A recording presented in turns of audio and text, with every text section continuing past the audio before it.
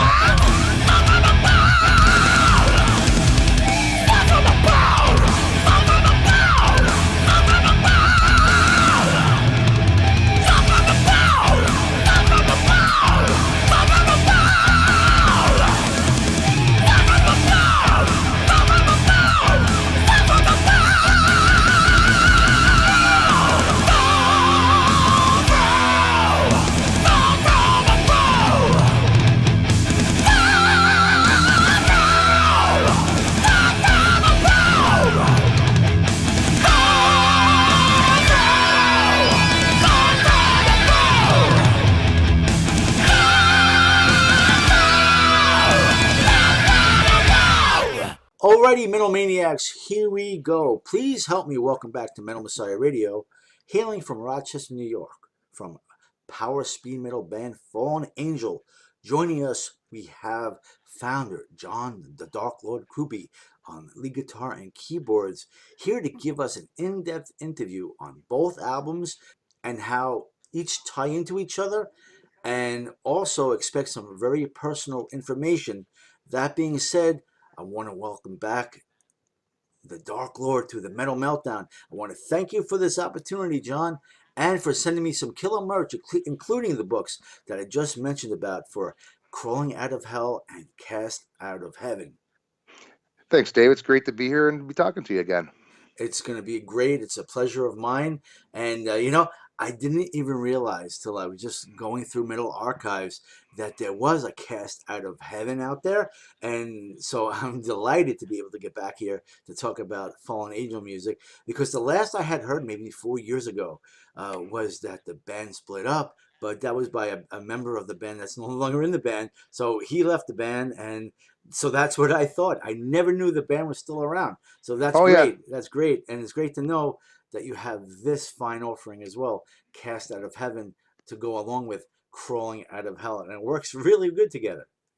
great. I'm glad you guys are liking it, and we're getting a lot of positive feedback about it actually, and a lot has happened since we've talked last. And when we were thinking about doing the interview and we talked in advance, we were thinking about going through the steps that led us to where we are now. And of course, we all know back in the area of 2010 and leading up to 2010, probably reformed in 2008 originally, and we self-released "Crawling Out of Hell" and the single for it, the three-track single for "The Answer," which has three different versions of the song and quite limited. We basically did that all on our own. And we did a few shows. And then out of nowhere, I had some issues, and which we'll talk about later. But then we went and basically at that point, we're already recording Cast Out of Heaven. And then a few things happened. But before we get too far ahead of ourselves, as you know, and have known since we talked to, originally, that the band reformed in 2008, and we self-released the first two offerings, one of which is, like I said, a three-track single. And by 2014, that's when Killer Metal Records signed us.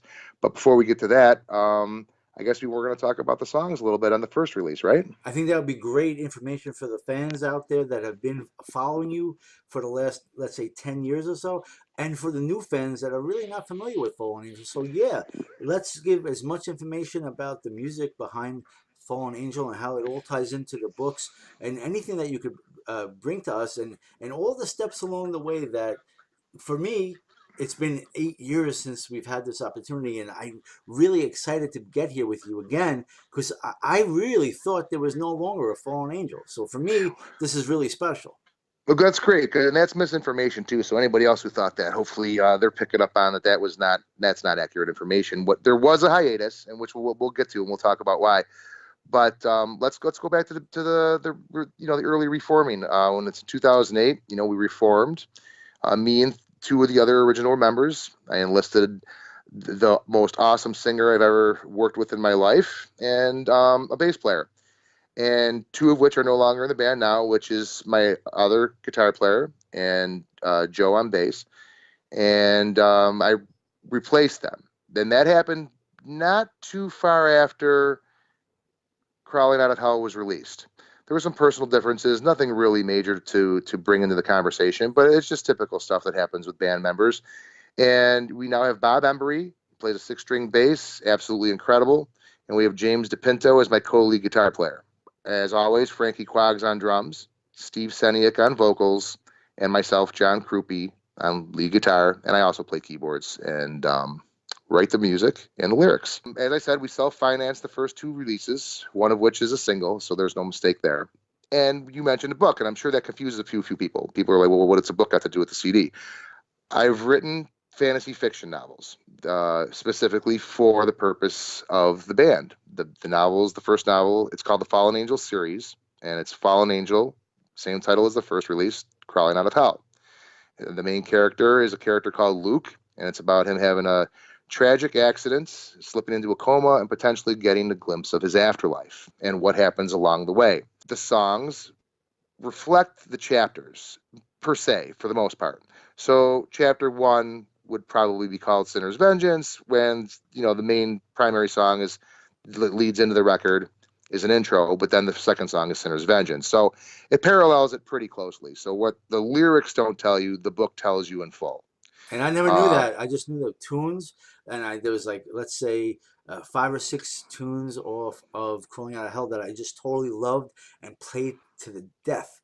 I just loved it, and I never knew the story behind it, but I just knew the music kicked ass, and I loved playing it. That's great. And the cool thing is, I think it was time for something like this. We had a few other ideas that were along the way, like should we do a graphic novel comic book series, and so on and so on. That's where the original idea came from. I'm a big fan of all that stuff. Love Marvel and DC, and I've loved that shit since I was a kid. And sad day when Stan died. But without sidetracking, I felt I had something I could contribute to that kind of genre, and I enlisted artists from all over the world. One of the artists was from China, one was from Sweden, a guy from Germany worked with us.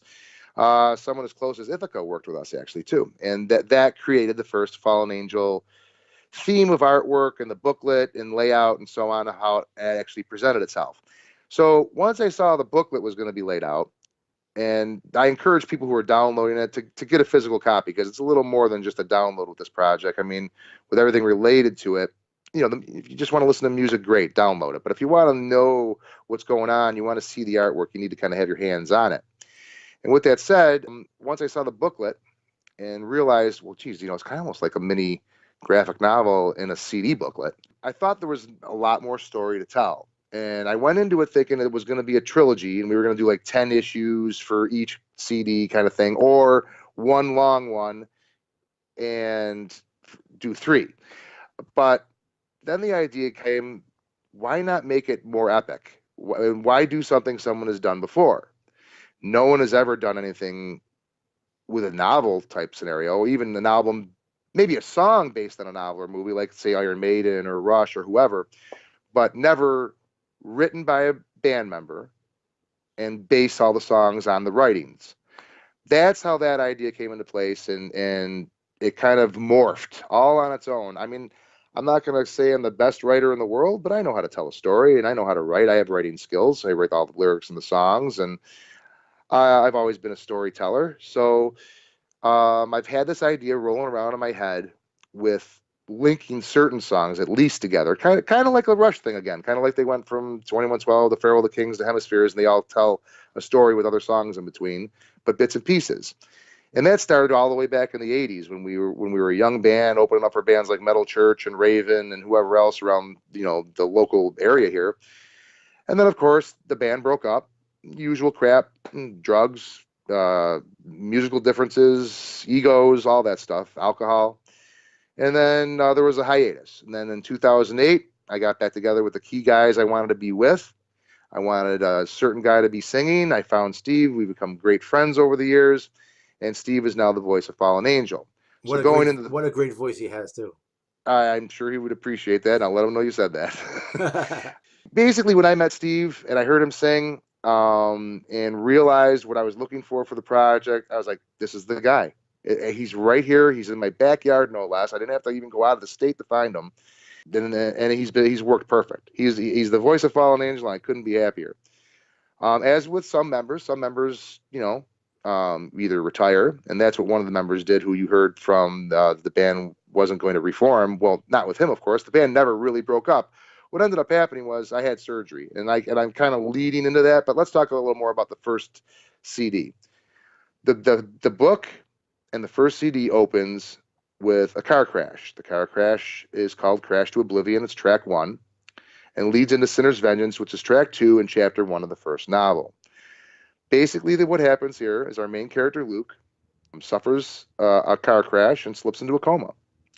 And he gets a glimpse of his potential afterlife in the underworld. And in his mortal life, at one time, was a soldier. So the first thing he sees is a war in hell. In the realm of Damocles, which is ruled by the Dark Lord, and that is the character that I portray on stage. And which I guess I should say, I don't mean to skip around here, but each member isn't in just random looking makeup and costumes just for the fun of it. It's also part of the story. Each member of the band portrays a villain that our main character comes across from time to time, whether in battle or being seduced in some way or tricked within the storyline. That's cool that it all ties in together. That's really cool. Yeah, it's meant to, and nothing's done by accident. Let's put it that way. Even little influences you might hear in the music, those things are done on purpose. Which I'll let fans figure that out. I'm not going to name those things, but the first few songs, Crash to Oblivion, is obviously the accident. Then we go into Sinner's Vengeance, March into Hell, Blood on My Soul, The Grinding Wheels of War, and The Reapers Shall Gather. That is basically what Luke is witnessing, not knowing if he's alive or dead, or how he got to where he currently is seeing all this stuff happen. Oh, wow. After we get a little further into it, the battle's still going on. Most of the first half of the first album is the battle, which he's witnessing kind of from the shadows and not knowing, like I said, if he's alive or dead, and basically stumbling around the realm of Damocles. We now meet the Dark Lord. There's 2 songs, Arrival, the Dark Lord, that basically is still on the battlefield. Darkness, that is the character Frankie Quoggs plays, our drummer, is the next character that we talk about in the song and in chapter. And at that point, something happens to Luke, and we get to track 10, which is The One Who Walks Alone. And that's basically him trying to climb his way back to his mortal life, and where an angel greets him in the song called The Answer. That was also our 3-track single. Right. A little more melodic, little slower than the average Fallen Angel song, but fitting for what's going on in the storyline. When you get to a little bit later in the record, you're talking about respiration, desperation, the neutral zone, and life or death. That's basically all happening while he's in the coma, in the hospital, and his wife is by his side, basically, praying for the best, more or less. She also discovers, I'm not going to give away a lot of the secrets of the book, because the book does have some suspenseful moments and some surprises as you read it. But for the purposes of the interview and being clear about what's going on, his wife discovers she's pregnant while he's in the coma. Basically, at that point, the story indicates that Luke dies, which leads into leaving it all behind, the Morning of Mary. Watching Sad Wings and Grant Me Peace rounds out the story and the end of the first CD, basically cliffhanging the reader and the listener as to what has actually happened to Luke and where is he exactly. So, without being too detailed or giving away any super secrets or cool moments of the actual plot line, that's the gist of what happens in book 1, and it's how it's reflected in CD 2. The artwork, the lyrics, obviously the literature piece itself, and the music, as well as our appearance, all help to give you bits and pieces of one epic story. When I started this, I went into thinking I didn't want it to be one CD. That's been done, so why do it again? Let's make it a trilogy. I've always been a big Lord of the Rings fan, Star Wars fan, and we know Star Wars has gone beyond a trilogy now, but whatever. Right. Lord of the Rings is, in my opinion, is the ultimate story of all time, and probably one of the best movie series ever made to this day. I'm no Tolkien, and I'll be the first to admit it, but I love that kind of stuff. And I said, it's never been done musically. It's got all the bits and pieces of a nice strong wheel that'll keep rolling, and it will leave people wanting more, I think. And all those things kind of came to fruition and happened. And people loved the first disc. I couldn't have expected any more. The critics, the fans, everyone was super pleased with the production, the songwriting quality, what we were actually doing, being very supportive.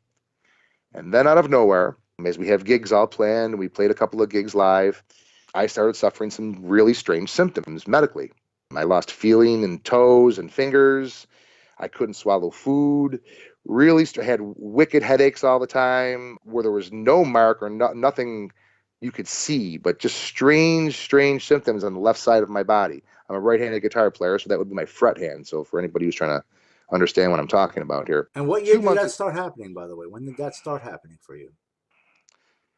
That probably happened right after the line change. And then, which both, they went over well, really well. And then that was when we parted company with Rob and Joe.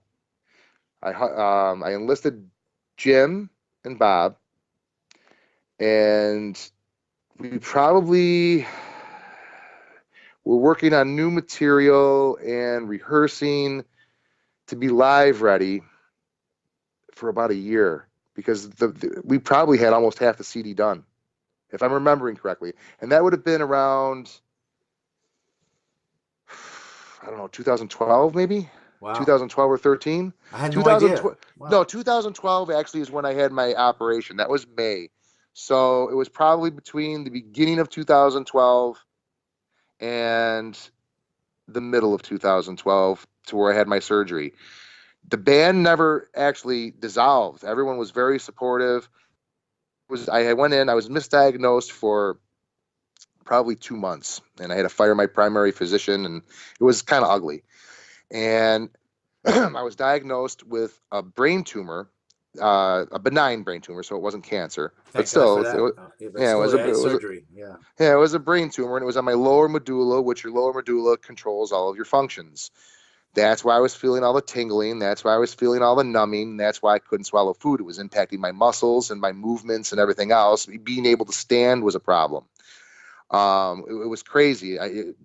It seemed like the doctors were baffled for like 2 months, and I don't understand why, because other people had said, no, those are symptoms of a brain tumor. And a nurse actually told someone that's a friend of mine, like, he needs to go get checked out immediately by a neurologist. And by the time they passed me along to the third neurologist, I kind of said to myself and a few other people, how bad is this? They've passed me through 3 people already. Well, it was such microsurgery that needed to be done. They drill about I'm going to say like a dime size hole in the back of your skull. They go in with whatever tools they use to do this and cut the tumor out. So without going into graphic detail, the recovery process is brutal. I couldn't play my guitar for over 2 years. I had to retrain my left hand to actually play again, more or less. I mean, my fingertips to this day are still tingly and numb, and my arm feels like, imagine if your blood pressure was being taken every day. That's what my arm, and never took the wrap off, and it's tight like that all the time. That's what my arm currently and has always felt like since the day after surgery. You still feel that way? Oh yeah. Oh wow. It's crazy. Lots of sciatica as a ping pong effect, like where there was some pain beforehand, but it got even worse after the surgery. So like some parts got better. Like, oh, immediately I could swallow food, which was a blessing and a half. You don't even know, can't even tell you what it's like to not be able to swallow food without slamming like a glass of water down to get one gulp down. That was the really hard part.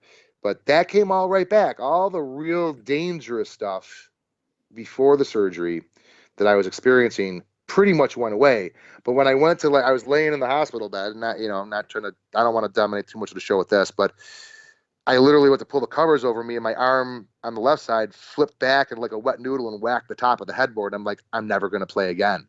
Wow. Was the first thought that went through my mind. This must have been a very scary period of your life, not knowing what to expect. Yeah, pretty much, man. Walking around the house for a couple of years, can't work, can't do nothing, can't play your guitar, can't even go on the computer and type, kind of stuff. So yeah, it was a very ugly, dark time. But with darkness comes creativity sometimes. And with darkness comes sometimes a silver lining. And in 2014, after all the praise and success, when I say success, I mean the positive reviews, the people supporting the band, the people who supported me through the surgery, who were aware of what was going on, my band members standing behind me saying, you're not going to die. You're not going anywhere yet. You got 2 more CDs to make. You promised the world 2 more CDs. You got to make them. So, saying stuff like that, of course, is encouraging. But while all that's going on, and while, you're dooming and glooming, thinking you're never going to play again, I got the call from Killer Metal Records about wanting to sign us. And just before that, which I'm not sure if you're aware of or the fans are aware of, and I'm not sure how popular the game is currently, but all the songs from the first album were signed on Rock Band. So you can play any song from the first album on the game Rock Band to this day. And I think you have to go to their platform and download it, but I'm not sure, like I said, I'm not sure how popular the game is these days, but that was really cool too. So these things were all kind of happening simultaneously through the dark periods, and Killer Metal decided to re-release on the label in 2014 the first album again, which would give me a little more healing time. The single, just for those who might be interested in finding it, is still only available through the band. That it was something that was self-released. You might find it locally in a few stores in New York, but that's probably about it. That's the answer you're talking about? Yeah, the three track single. Yeah. Okay. So at that point, things are still kind of in the middle. The book is half written, Cast Out of Heaven. It's laid out. I know where it's going to go, but I got to be able to sit behind a typewriter and type. Then someone actually, in kindness at the time, bought me this program, and it is called Dragon something or other, and you speak into it, and it types everything you're saying. And I'm like, yeah, I can't do it like that. It's not. I have to have the hands on it. I don't want to be correcting things because it misreads my voice. And there was another thing that was like, it was great, but it was kind of like, I don't know if I can, discipline myself to make that shift. But while those years were going on, and I got my playing hand back into snuff, and I was able to again type with two hands and whatnot, the creativity process picked right back up. And where the first CD was 20 tracks, the second CD is 19 tracks and roughly the same playing time. So I think they're both around 72 minutes of music on each CD. And with just like part one and cliffhangs you at the end, part two more or less picks up sort of where it left off. There's a kind of a blind area. You don't know what happens in between. But the next thing you see, and we start the record with a song, the title track, Cast Out of Heaven, which is one of the like instrumental interludes that we're kind of famous for doing in between our songs, which leads into Fall From Above. And at that point, basically the reader and the listener is finding out that Luke is falling from the sky into purgatory with wings. So it appears that he's ascended, something's happened, but no one truly knows, and neither does he, what actually happens to him when he falls back to purgatory or why he was cast out of heaven. The Burning Curse, which is track 3, that will take you where he starts to meet new characters, people who were allies, people who start shouting treacherous things at him and claiming this and claiming that, which is kind of what's going on in the middle of Burning Curse. And if you guys are listening to the tracks, and here we get to the part where he's saying liar, cheat, and all that kind of stuff, that's basically the crowd chanting all those things that are negative to him. Then we slip into a song, which is more or less one of the interludes, called Charon's Black Sails. Charon is played by James DiPinto in the band. He portrays the character of Charon. That is at a time where, in the storyline, where the characters Luke comes into contact with help protect him. And they hijack Charon's ship, where he transports souls from one realm of the underworld to another. A lot of this lore is taken from stuff that we all learned as kids. When you learned Roman mythology, Greek mythology, true religion, and so on of today. By the way, I am not a religious person at all, and consider most of this, if not all of this, fictional and based on things we've learned as we grew up from religion to religion, and kind of blended it into a fallen angel world, for lack of a better description. I respect that. Lost on the River Styx is pretty self-explanatory. They're in Charon's ship, and they're lost on the River Styx. The terror within is beneath the bowels of Charon's ship. And Ascension is actually a point in time where they have rescued souls that were captured by Charon. And I'm just going to leave it at that. I'm not going to give you all the details and spoil all the surprises and this and that. Democles is the next place they land after Ascension. And they're back in the realm where the Dark Lord rules, the warring realm of Democles.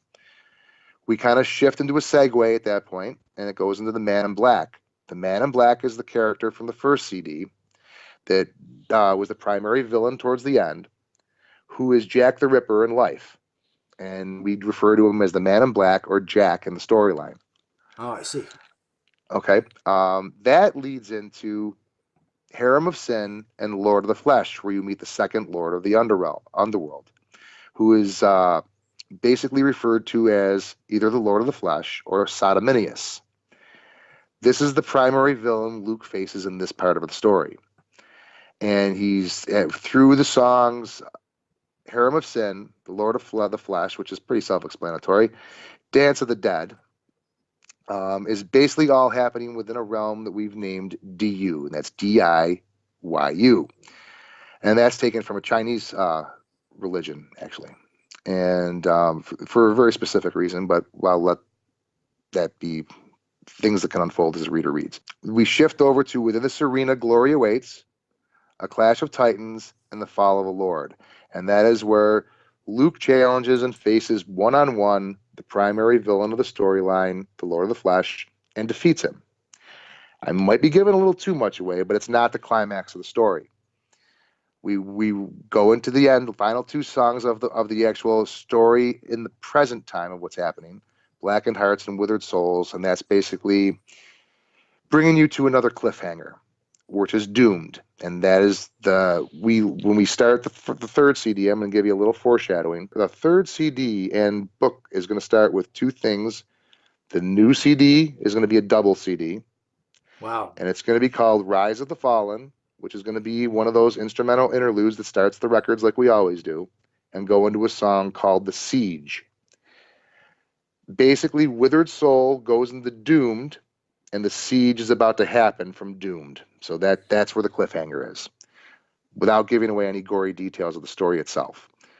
We threw a bonus track on. It's called The Fallen. And then it's going all the way back to the beginning of the time of man. So if you read through the lyrics and you read the little bonus chapter in the book, you might just get a good idea of who I'm talking about in The Fallen. Wow. You know what? I listen to the music, and you know I'm a fan of Fallen Angel, and I really love the music.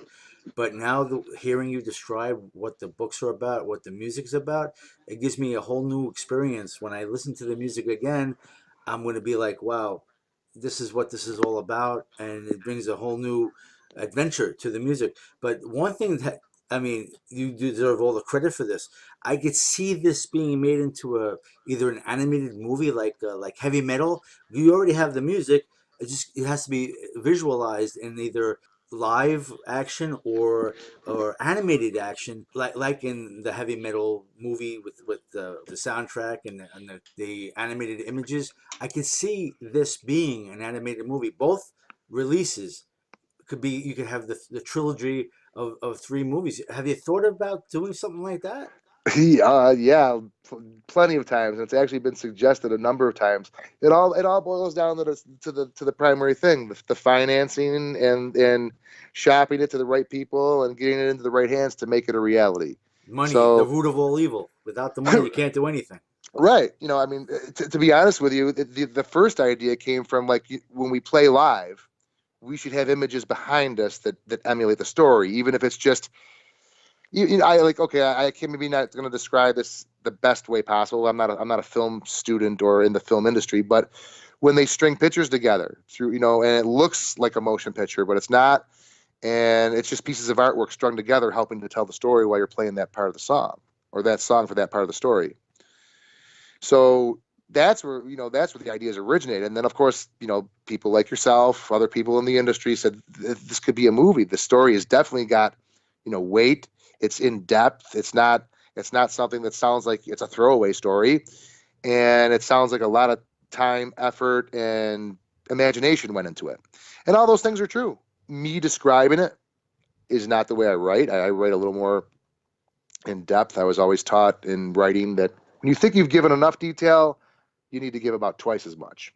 So some people love that, some people don't like that. And I've seen that through different works of fiction where sometimes you're reading it and you're not like, well, who just said that? He didn't say who said that. And you're trying to figure out from, line to line who's actually speaking sometimes because it's not clear. And I don't know, maybe this is going back to my youth when I was, learning. I was always told, the more detail, the better. Like, we want to know about the sweat on the guy's head. We want to know about how the sword feels in the grip of his hand, how his palm might be wet on the hilt of the sword. People want to know that when they're reading. So I've always taken that to heart without trying to overdo that. And some people love that, and some people don't. But you're not going to please everybody, so what are you going to do? You never will. And the one thing I need to know is about now that you're recovered. I guess you're as fully recovered as you possibly can be, even though you still have some side effects. What is going on with the band as far as like live performances? Are you able to do the live performances, or is it another financial situation for you? Uh, what is the actual deal with that? I'll touch on a few of those things. Basically, as far as performing live, it's not an issue for us to perform this material live. We do it in the privacy of rehearsals. We've done it live a number of times with the first record. There's no issue with that. The problem has been, since my surgery, the recovery process. The recovery has been all over the place. One day I'm cool, going, hanging out, looking like, oh, you look perfectly fine. And the next day it's like, well, I feel like a completely different person. You would like to think that after 6 years of healing that you've healed to the best of your capability, but the neurologist says, oh no. And I will talk about someone who's actually a local guy, coincidentally over here, but not in the same genre of music, but hard rock in general, Lou Gramm, who just retired from Foreigner. I remember, yeah. He just retired from his career, not from Foreigner. People who know that probably already know that, but who know the band probably already know that. But he had a very similar issue, and his tumor was cancerous.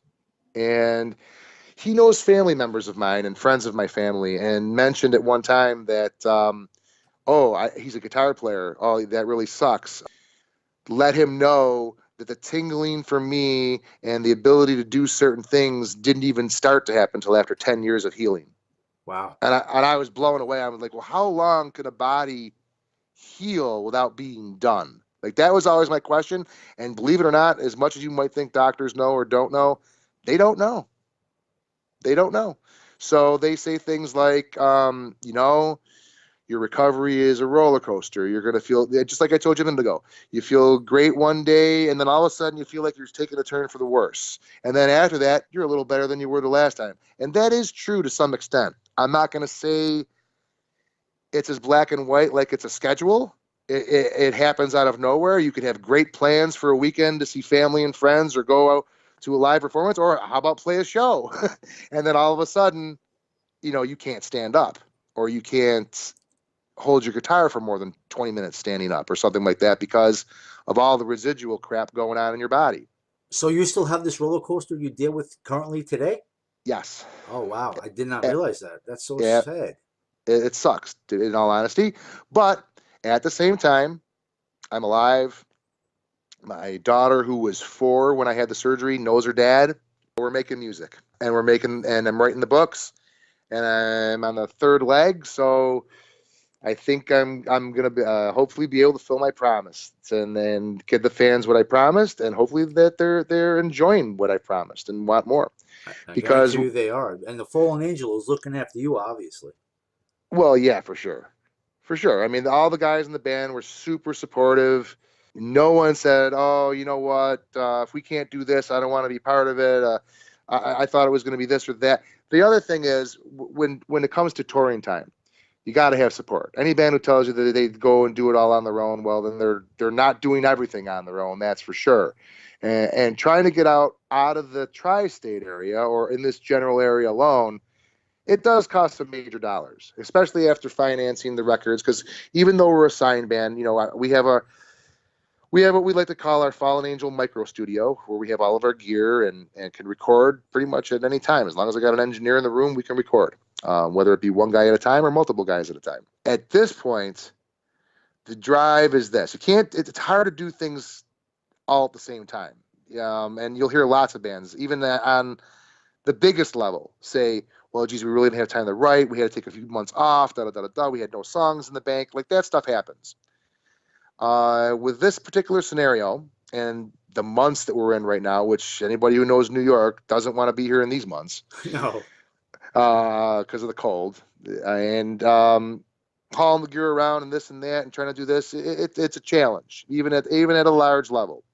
With that in mind, and I've already got a foreshadowing a little more, I've got about half of the first chapter written for the 3rd book.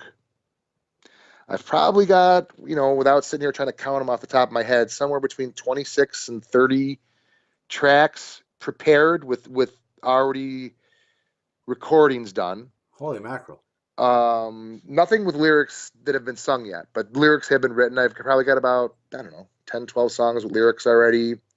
I've got the plot summary for probably 2/3 of the book. I'm still monkeying around with the end and how I want it to wrap up.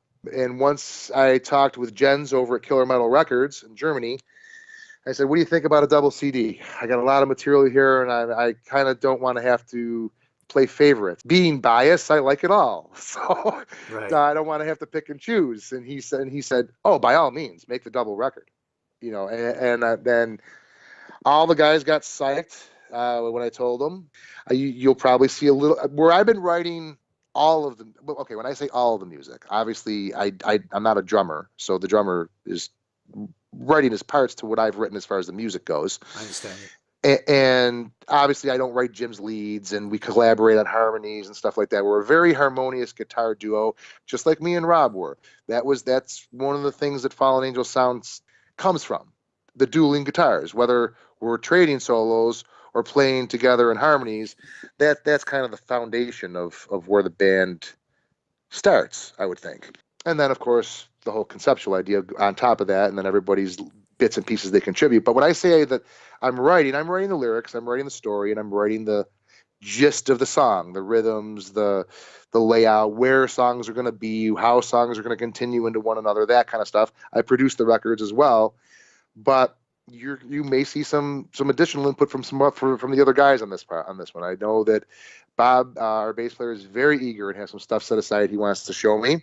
Jim does as well, and we're probably going to sit down and collaborate. They're going to basically give me, obviously free reign with the lyrics since I'm telling the story, and we collaborate on the rest. Well, it's great that Fallen Angel fans have this to look forward to. And what kind of time frame do you think the music will be out there? Another year or two? I'm thinking like 2. I'm thinking probably 2. Because I got to have time to write the book, and I like to coincide everything to come out at the same time. It's weird if it comes out a year apart or something like that. You know what I mean? I got you. And the 2 things we're doing at the same time, and it may sound like, well, you don't need the other guys to do the book. Yeah, but you need time. And if you're with the other guys doing recording, or you're recording yourself for a 4 to 8 hour period during the day, trying to get motivated to be at your desk again or sitting down again to be in front of a computer screen, that can be challenging at times. You want to, I try to break it up nicely. To be honest with you, it's kind of funny because I still have like musician hours no matter what. So I'll find myself at, I don't know, 1 o'clock in the morning to 3 o'clock in the morning writing a keyboard part, or, oh, this riff will fit perfect here. Or I'm at my desk going, oh, I know exactly what I want to happen for this part, and have it and type out like 3 pages and be like, oh my God, it's 3:30 in the morning. And it's just, sometimes it's really spontaneous. Sometimes it's really structured, especially in the recording studio. Recording studio is structured, but it's also loose, so a guy doesn't feel like the spotlight's on him and he's being interrogated.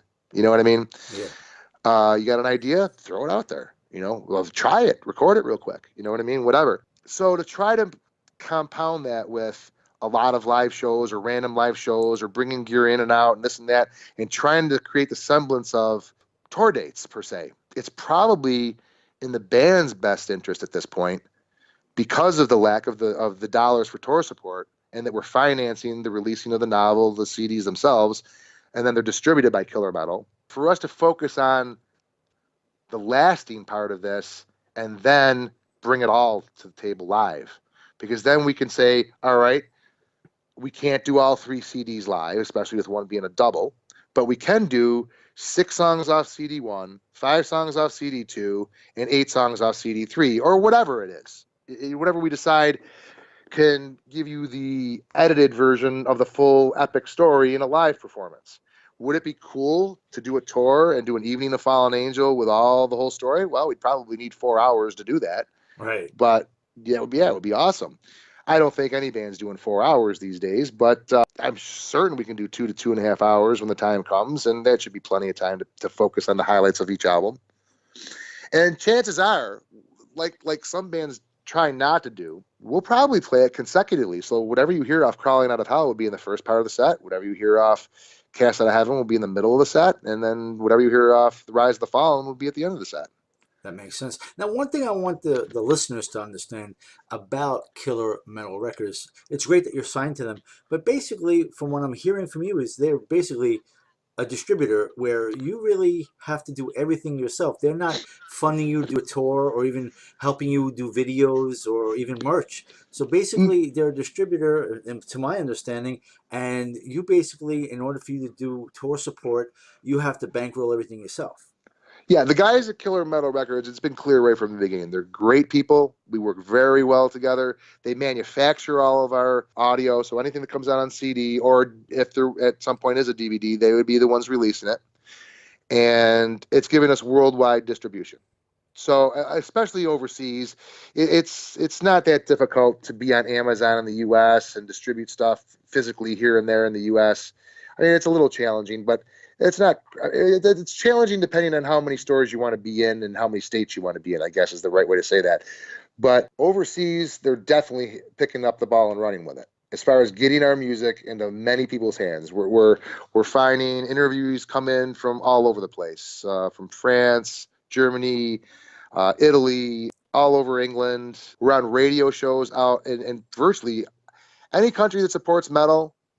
We're being supported on heavy metal like radio shows or podcasts and broadcasts, etc. Like your own. That's great to hear.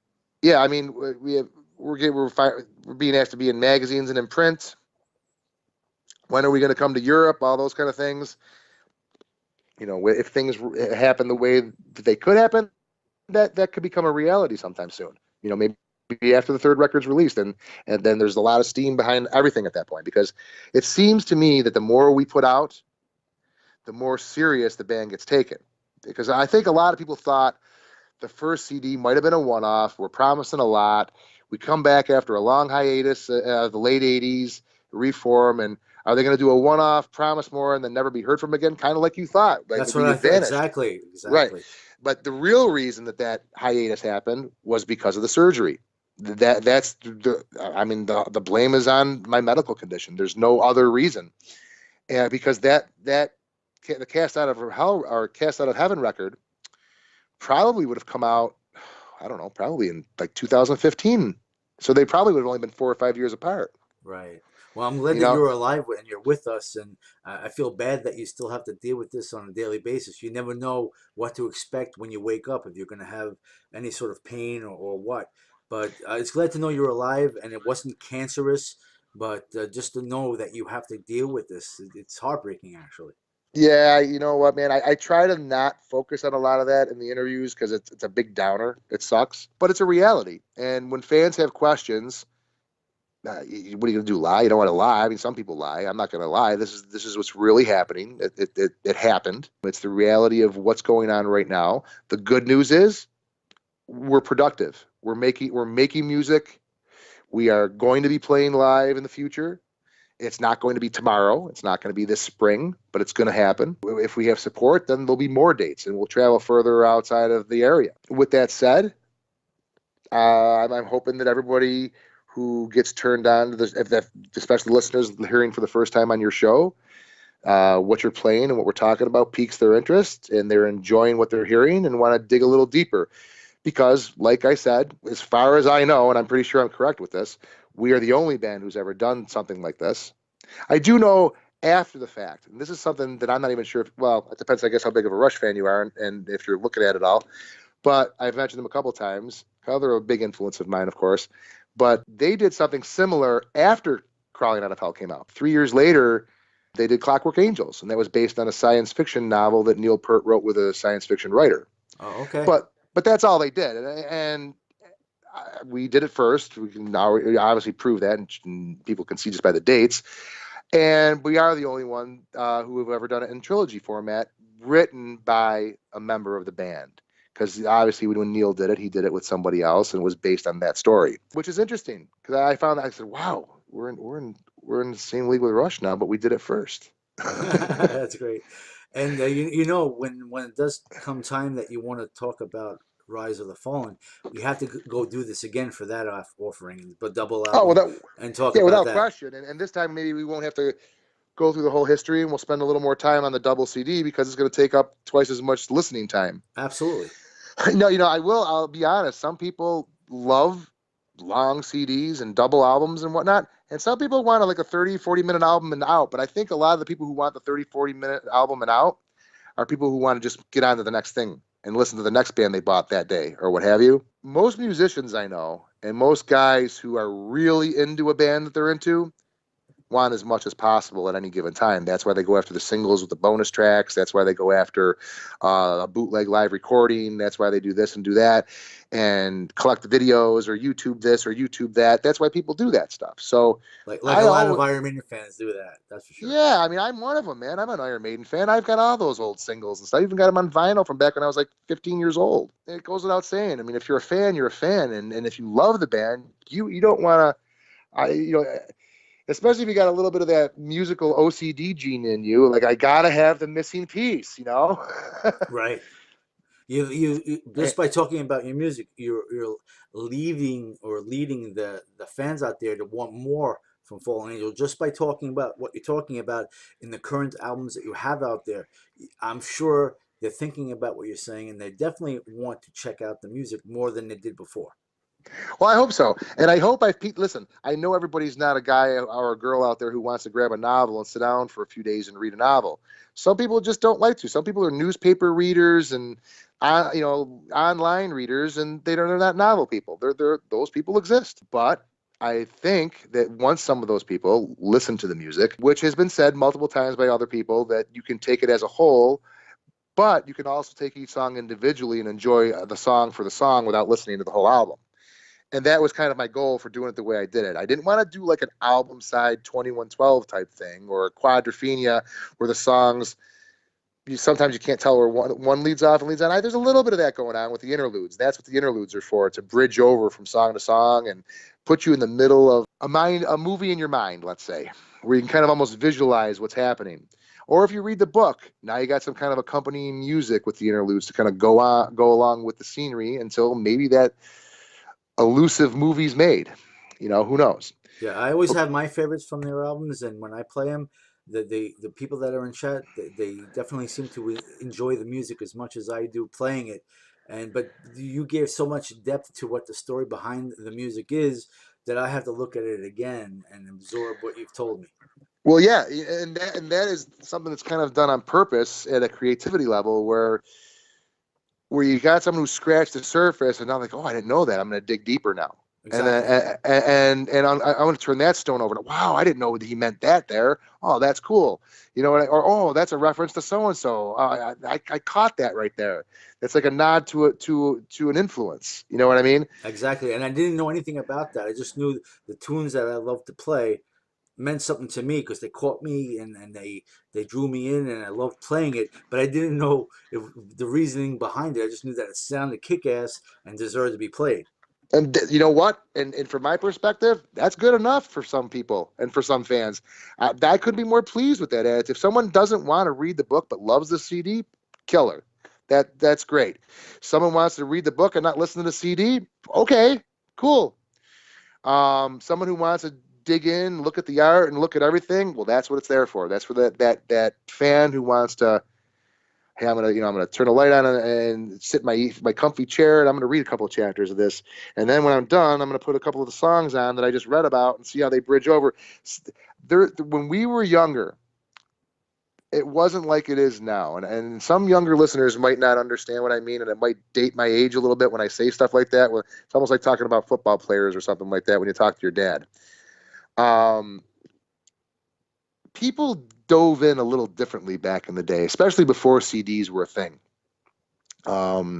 They'd sit back, they'd twist one up, and all the seeds would roll off the album cover, and they would sit there and read the lyrics, if they were even in the album, because let's face it, lots of bands we grew up on didn't even give you their lyrics, and try to figure out what the band was all about. There was a mystery behind the band. There was something to dive in, and we're talking all over the place. It could be something like the Peter Gabriel era Genesis, or it could be Ozzy's early Sabbath. It could be Rush, or it could be Led Zeppelin. It could be Iron Maiden, or it could be Jethro Tull. It could be anybody.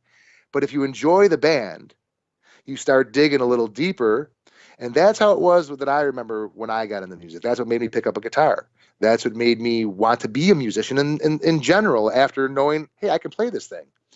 And one important thing for me, more so than anything else, is the creativity level of what's manufactured and produced by the band. The story writing is my own. That's a little bit. That's part of it. That's satisfying when you get to that last page and finish the book, whether it be part 1, 2, or 3, and you're done with that section. It's very satisfying on an individual level. Musically, it's a group effort. Even though it's talking about my subject matter and my storyline in general, we're a team. We go at it together. We know what the vision is. We know what we're supposed to sound like. We know what the Fallen Angel formula per se is. But that doesn't also, while saying that, does not lock us into a corner like it does with some bands. I think I've made the music broad enough on the first 2 releases where It's going to satisfy metal fans across the board. And I'm able to dabble in a little bit of prog metal, a little slower, maybe tempo to make it like creepy or like eerie sounding. More melodic. Yeah, a little more melodic, maybe like with the harmonies and whatnot. That's a big part of the sound, while also keeping people on the hook, and not just the hook of a song, but the hook to want the next thing that we're going to do. Exactly. And I think that's the most important part. And then the longevity of it, leaving it behind. We're all going to die someday, whether it be to, something. I could have died in surgery, and this never could have happened. We would have been a one out. Thank goodness that didn't happen. Yeah, but it could have, and it could still happen before 3. I mean, let's face it, we're losing rock stars left and right. We're losing our heroes day in and day out, whether they're actors, athletes, or musicians. And and it could be for any reason. They're not all overdosing. Some people are just dying. Yeah, it could happen at any time. So until that day, I'm going to continue to make Fallen Angel music one way or another. The band is going to continue to make Fallen Angel music one way or another. Whether when the time comes for a 4th CD, which technically we'll have 4 with a double CD, but when a 4th release comes out, it may not involve a book, but I certainly will not disappoint musically. That's for sure. Looking forward to that as well. There'll be more and more music from Fallen Angel. Yay! Yeah. So you could probably already look forward to about 30 plus tracks for the third part of this story I'm trying to tell, with the Crawling Out of Hell, Cast Out of Heaven, Rise of the Fallen. And once that's done, I'm probably going to take a breather. We'll be playing some live gigs, I would imagine, and then probably sitting down, because as always, I always have crap I throw in the bank and say, you know what, I'm not ready to make this a song yet. Just leave it aside, and I'll look at it a year from now. That happens all the time. I'm sure. So I'm thinking by the time that happens, the 4th disc will come out, and I'm going to probably on purpose not do anything with literature in conjunction with it. Well, I just hope that we both have good health, that we could be back here to talk about that 4th album, however long that takes, 10 years from now, whenever it is, that we could come back here to talk about that. And, of course, Rise of the Fallen before that. As always, it's always a pleasure to talk to you, Dave. I never mind coming on the show. This is only our 2nd time, but I enjoyed it the first time. I've enjoyed this time much better. You do a great interview. You tell the story behind the music so well. And I just want to thank you for spending time with us on the Metal Meltdown on Metal Messiah Radio tonight to do this. And I believe, even if you're not a fan yet of Fallen Angel, just by hearing John talk about the music, I do believe that you're going to have even more fans and more appreciation for the music. So this was a great thing that we've done tonight, and I really thank you for making this happen.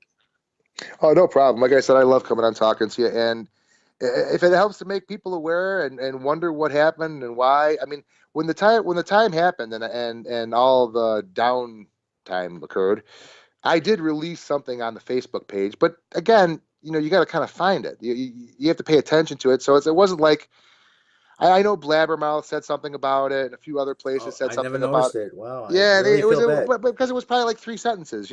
Fallen Angel guitarist undergoes life-threatening surgery, something like that, and then that's all you heard about it. I mean, but that's just the way things are. I mean, nothing's in print in America anymore. Everything's online. So if you're not paying attention to when it breezes by you, you kind of got to go search for it after the fact. Yeah, this is the truth.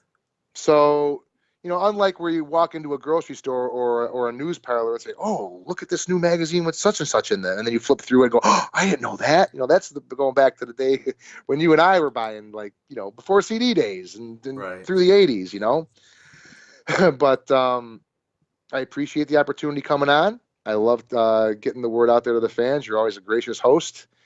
And basically, I mean, if fans want to find the material, they can look me up. My name is John Cruppe again. That's spelled Cruppe. You can find me on Facebook. There's a Fallen Angel store linked to my page and the Fallen Angel page. And pretty much everything, I think, book-wise, novel-wise, and CD-wise, other than the single, you can get on Amazon or pretty much any other legitimate downloading place. Try to stay away from the pirate ones though, because those are lame. And Right. even if the money's not going in directly in my pocket, you know, which it isn't most of the time, get the hard product. I would, if you guys, anybody listening really enjoys looking at artwork inside of CDs and remembers the day what it was like to buy that early Iron Maiden album, can't wait to see the cover in your hands, you know, a new Kiss record or even a new Manson CD back in the day was cool to buy the actual product. You know, I like to be, or a Cooper CD from back in the day, you know, where there was something free inside. You're like, oh, I don't know. We wrapped the album with a pair of panties back in the day. Stuff like that. Right. That was like Pretty's For You, if I'm remembering right. They were wrapped in little girls' panties when you bought the album. But stuff like that, that's what another thing Fallen Angel is trying to do. Not the novel is an extension of that, but we're trying to make it so the person who's listening or reading doesn't necessarily just want the Kindle or the download. That's for convenience. But they want to be able to flip through the book, or they want to be able to flip through the CD booklet. Just get a little more out of what they're listening to. I guess that's the best way to put it. Yeah, I want the fans to know. Definitely check out the shop there on the Fallen Angel Facebook. You got to get the books, get the CDs, get T-shirts. It's out there, and it's hopefully you have a nice supply of it. And I want the fans of Fallen Angel to get some merch. And I thank you for this great interview. And I want to wish you, the best of health that you could possibly have, and hope that you have a better recovery as time goes by. And I just want you to know that we'll be back here doing this again. And I just hope that things go better for you. And I don't know if that'll ever change what you're going through, but it's good to know that you're still out there and being productive and creating music and doing the books. And I want to know down the road, whatever else goes on with you, keep in touch with me so we could spread the word. You bet. And not to, we were talking privately before the call started and the interview started. And I know that, I'm not sure if the fans know that you've had some health issues yourself, and I'm glad you're still with us and you're through your stuff, because if anyone can relate, it's me at this point. And I know what you probably went through.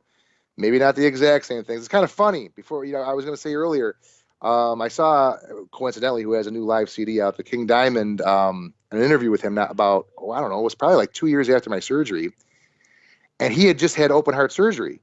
And everything he talked about, all the residual stuff he talked about, was exactly like he was talking about me. And I was like, wow. So like the same residuals from having open heart surgery as brain surgery, which was really tripped me out a little bit when I heard about all that. Yeah, I'm sure you can relate to that. That's amazing. Oh my God, yes. And then obviously the stuff you're going through or went through, and hopefully completely on the mend, it just sucks. Some stuff comes with age, and some stuff kind of blindsides you, and you don't even realize it's going to happen, and it's life changing. Yeah, but only the good die young, so I'll be around a long time. Right? Well, that's probably true then, huh? And maybe I will be here for a couple more CDs. We'll definitely be talking about it down the road. And I'll be looking forward to it. All right, brother. Well, it was great talking. I'm love being on the show with you and talking about all this stuff. It's a pleasure as always. It was a great interview for a great show, and I thank you very much, John, the Dark Lord Cruppe, for making this happen once again. Till the next time, keep cranking up Fallen Angel. Horns up, true believers. Play it loud.